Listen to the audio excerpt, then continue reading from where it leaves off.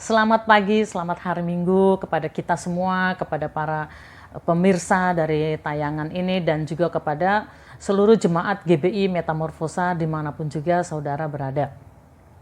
Pagi ini kita akan mendengar renungan kebenaran firman Tuhan, dan yang ingin kita dengar hari ini adalah tentang intervensi Allah. Intervensi Allah.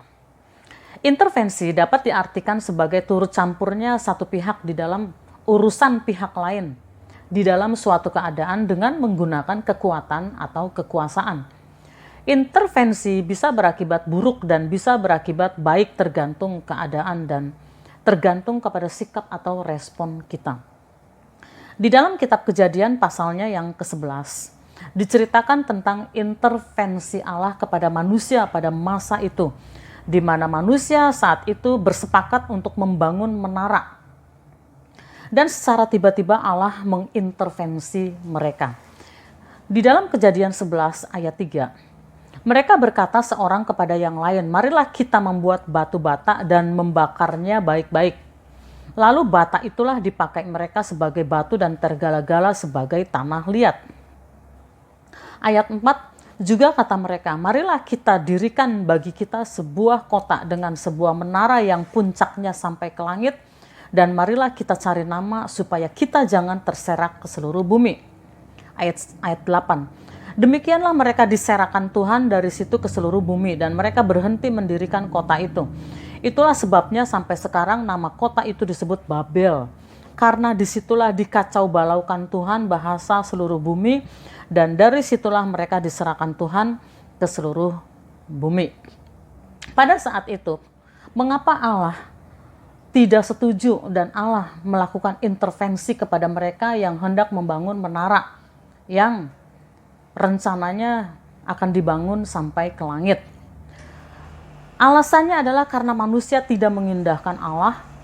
Manusia sudah menjadi sombong dan merasa seakan apa saja yang mereka mau, mereka bisa capai, sehingga Allah harus mengintervensi mereka. Bapak, Ibu, Saudara yang saya kasihi di dalam Tuhan, Allah bisa melakukan apa saja di dalam kehidupan kita dan di dalam kehidupan manusia, sama seperti manusia pada saat itu ketika membangun menara Babel. Lalu, mari kita merenungkan dengan situasi saat ini. Kita baru melewati tahun 2019. 2019, mungkin kita punya rencana untuk tahun 2020 ini. Rencana-rencana pribadi, keluarga, rencana pengembangan usaha, sampai kepada rencana-rencana pelayanan. Ada banyak mimpi-mimpi kita untuk tahun 2020 ini. Tapi secara tiba-tiba wabah COVID-19 melanda dunia dan menjadi pandemi menghentikan semua kegiatan dan rencana manusia. Banyak orang ketakutan dan stres karena kehilangan kesempatan, kekayaan, dan kuasa yang sudah di depan mata. Ada kekuatan besar yang mengintervensi manusia dan seluruh dunia. Memang, segala yang buruk kita tidak bisa katakan itu dari Allah. Tetapi Allah mengizinkan sesuatu terjadi, termasuk hal-hal buruk di dalam kehidupan manusia. Demikianlah yang terjadi saat ini. Allah intervensi kita semua dengan cara mengizinkan pandemi COVID-19 ini. Kita terkejut dan segala usaha, segala rencana, segala mimpi-mimpi semua terhenti. Semua kena dampaknya. Lalu bagaimana sikap kita? Sikap kita di mana saat ini kita harus berdiam, kita harus berada di rumah, kita harus menghentikan segala kegiatan usaha kita. Apa yang harus kita lakukan? Bagaimana sikap kita? Yang pertama, mari kita belajar tenang. Di dalam situasi saat ini kita belajar tenang. Yesaya 30 ayat 15 mengatakan, "Sebab beginilah firman Tuhan Allah, yang Maha Kudus, Allah Israel. Dengan bertobat dan tinggal diam, kamu akan diselamatkan. Dalam tinggal tenang dan percaya terletak kekuatanmu." Jadi Itulah yang pertama harus kita lakukan. Saat-saat ini adalah saat mempererat hubungan dengan Allah. Waktu untuk refleksi diri, evaluasi hubungan kita di hadapan Allah, bagaimana sikap kita, bagaimana kehidupan kita di hadapan Allah. Inilah waktunya untuk refleksi diri. Bapak, Ibu, Saudara yang saya kasihi di dalam Tuhan, mungkin tanpa kita sadari, kita sudah terlalu sibuk, kita sudah terlalu punya mimpi-mimpi, punya rencana-rencana yang tanpa kita sadari, kita sudah keluar dari jalur Tuhan. Mungkin Allah menghendaki sesuatu yang beda di dalam perjalanan hidup kita. Tetapi kita tidak menyadari. Kesuksesan, kekayaan, belum tentu juga itu semuanya ada di dalam jalan dan kehendak Allah. Jadi inilah waktunya kita refleksi diri. Bagaimana hubungan pribadi kita dengan Allah? Tanpa kita sadari mungkin kesibukan kita membuat hubungan kita tidak lagi intim dengan Allah.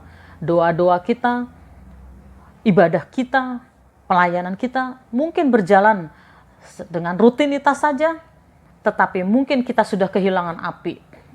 Inilah waktunya kita mempererat hubungan kita dengan Allah. Yang kedua, apa yang harus kita lakukan pada masa-masa berdiam diri saat ini? Yang kedua adalah membangun mesbah keluarga. Keluarga, suami, istri, anak-anak. Inilah waktunya membangun kekuatan lewat mesbah keluarga. Keluarga Kristen seharusnya mengerti bahwa keluarga adalah sebuah gereja. Ibadah keluarga sama nilainya dengan ibadah di gedung gereja. Ibadah keluarga sama nilainya dengan ibadah di gedung gereja. Dan kita sering mengabaikan. Kita pikir kalau kita sudah ibadah di gereja cukup, berarti kita sudah ibadah. Tetapi kita mengabaikan ibadah di dalam keluarga. Dan sebetulnya aneh, kalau selama ini banyak orang Kristen rajin ikut ibadah, bahkan pelayanan di gereja, tetapi satu rumah tidak akur, bahkan tidak bicara. Itu lebih aneh lagi. Dan inilah waktunya kita memperbaiki diri. Kecuali kalau seorang anak Tuhan sudah berusaha bersikap baik, berusaha membawa damai di keluarga atau di dalam komunitasnya, tetapi tetap keluarga atau komunitas tersebut tidak mau menerima, itu lain persoalan. Alkitab Roma 12 ayat 18 mengatakan, sedapat-dapatnya kalau hal itu bergantung padamu, hiduplah dalam perdamaian dengan semua orang. Jadi sedapat-dapatnya kita harus berjuang, berusaha untuk membawa damai, bersikap baik kepada semua orang. Tetapi kalau ternyata hal tersebut masih ditolak, kita tidak lagi bersalah, kita tidak dituntut. Jadi sekali lagi, sedapat-dapatnya kalau hal itu bergantung kepadamu, hiduplah dalam perdamaian dengan semua orang. Jadi masa-masa berdiam diri saat ini, marilah kita memperbaiki hubungan dengan keluarga dan membangun mesbah keluarga. Mesbah keluarga adalah kekuatan bagi setiap anak Tuhan. Yang ketiga, apa yang kita lakukan saat ini? Yang kita lakukan adalah perubahan pola hidup. Mungkin, sepertinya tidak banyak yang bisa kita lakukan saat-saat ini. Tetapi, sesungguhnya hal besar bisa terjadi di dalam hidup kita jika kita memanfaatkan waktu berdiam diri ini dengan baik. Contoh, salah satu yang ditekankan di dalam mencegah akibat dari COVID-19 ini, yang ditekankan adalah kebersihan dan membangun imun di dalam diri kita, di dalam tubuh kita. Dengan cara apa? Dengan cara pola hidup, pola makan yang sehat. Mungkin tanpa sadar sudah kita abaikan selama ini. Jadi, di dalam masa berdiam diri ini, mari kita belajar untuk kita memperbaiki pola makan kita, memperbaiki pola hidup kita, kebersihan kita, mari kita perbaiki. Dan kalau kita lakukan, bukan hanya sekedar karena takut, bukan hanya sekedar karena situasi, tetapi sungguh-sungguh kita melakukan untuk perubahan secara keseluruhan pola hidup kita, maka hasilnya akan sangat baik. Hasilnya akan baik. Kalau nanti pandemi ini, wabah ini sudah lewat, kita sudah mempunyai pola hidup yang baru, sudah mempunyai pola makan yang baru, dan kebersihan pola hidup yang bersih. itu pasti akan sangat mempengaruhi keseluruhan kehidupan kita. Dan yang keempat ini riset ulang tujuan hidup. Bagi saya ini poin yang penting dan menarik. Riset ulang, meriset, set up ulang. Bagi saya ini poin penting dan sangat menarik. Dengan hubungan yang lebih dalam dengan Allah yang sudah diperbaharui, dengan kekuatan mesbah keluarga, dengan pola hidup yang lebih baik, dengan cara pandang atau mindset yang baru. Mari kita riset rencana-rencana hidup kita, bahkan pelayanan kita. Kita harus kembali kepada panggilan mula-mula. Kembali kepada panggilan untuk apa sebetulnya Allah memberi kehidupan untuk kita. Untuk apa Allah memberikan talenta. Untuk apa Allah memberikan karunia dan kesempatan-kesempatan di dalam hidup ini. Mari kita riset ulang. Kalau mungkin selama ini tanpa kita sadari kita dipengaruhi dengan ambisi-ambisi pribadi, kepentingan, kenyamanan, kenikmatan, dan kebanggaan hidup pribadi kita. Tetapi dengan meriset ulang, kita akan memperbaiki semuanya sehingga apa yang kita lakukan yang menjadi tujuan di dalam hidup kita, bahkan pelayanan kita, semuanya adalah untuk Allah, dikembalikan kepada Allah. Kita akan menjadi orang-orang benar yang melakukan hal-hal yang baik. Orang-orang benar yang melakukan hal-hal yang baik. Itulah kita. Jadi satu ketika kalau kita mengakhiri hidup ini, bagaimanapun jalannya kita mengakhiri hidup ini, berapapun usia kita nggak tahu. Tetapi kita akan mengakhiri pertandingan hidup kita dengan baik. Kita dikenang oleh manusia karena kita berguna, karena kita berdampak, dan kita dikenan oleh Allah. Dan dikenan oleh Allah, perkenanan Allah adalah segala-galanya buat kita. Sekali lagi, perkenanan Allah, dikenan oleh Allah adalah segala-galanya buat kita. Jadi Bapak Ibu Saudara yang saya kasihi di dalam Tuhan, mari kita menerima intervensi yang dilakukan Allah di dalam kehidupan kita saat ini.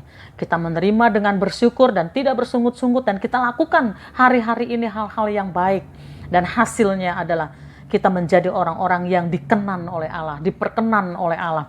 Dan kita sebagai orang-orang benar akan melakukan hal-hal yang baik, berguna bagi manusia, dan diperkenan oleh Allah. Demikianlah yang saya sampaikan. Tuhan Yesus memberkati. Kita tundukkan kepala, kita berdoa.